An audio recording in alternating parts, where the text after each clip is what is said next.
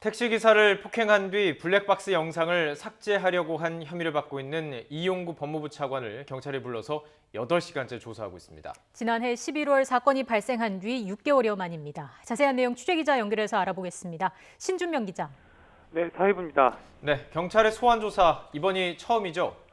네, 그렇습니다. 서울경찰청 반부패 공공범죄 수사대는 오늘 오전 8시쯤 이용구 법무부 차관을 증거인멸 교사 혐의로 불러 조사하고 있습니다. 이 차관이 술에 취해 택시기사의 멱살을 잡는 등 폭행했다는 신고가 들어온 건 지난해 11월 6일로 사건 발생 6개월 만에 소환 조사입니다. 이 차관은 폭행 사건 발생 다음 날 택시기사에게 연락해 블랙박스 영상을 확보하려고 한 것으로 알려졌는데요. 다음 날에는 택시기사에게 합의금을 건네고 영상 삭제도 요구한 것으로 전해졌습니다. 네, 이 차관의 증거인멸 교사 혐의뿐만 아니라 당시 경찰의 봐주기 수사 의혹도 불거졌죠. 네, 그렇습니다. 경찰은 지난해 11월 신고 접수 당시 택시기사가 처벌을 원치 않는다는 이유로 이 차관을 입건하지 않고 내사 종결했습니다. 그런데 당시 사건 현장에 출동했던 서초파출소 경찰관은 피해자의 의사와 무관하게 처벌하는 특가법상 운전자 폭행죄를 적용해 서초서에 보고했습니다. 사건 발생 다음 날 출근한 당시 서초서 형사과장은 특가법상 운전자 폭행죄가 단순 폭행에 비해 적용 요건이 까다로운 만큼 판례를 검토한 뒤 혐의 적용의 적절성을 살펴보라고 지시한 것으로 확인됐습니다.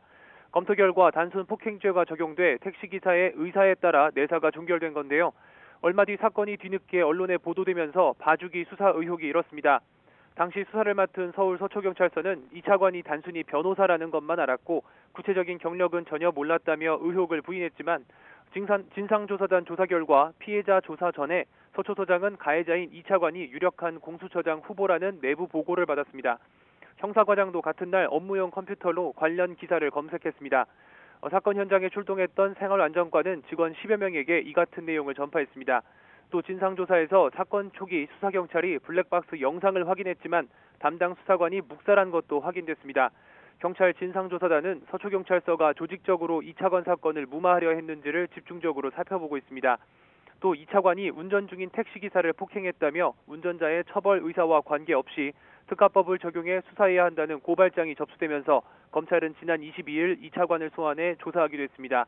폭행 논란이 일어 검경의 수사를 동시에 받게 된 이 차관은 결국 지난 28일 사의를 표명했습니다. 지금까지 사회부에서 전해드렸습니다.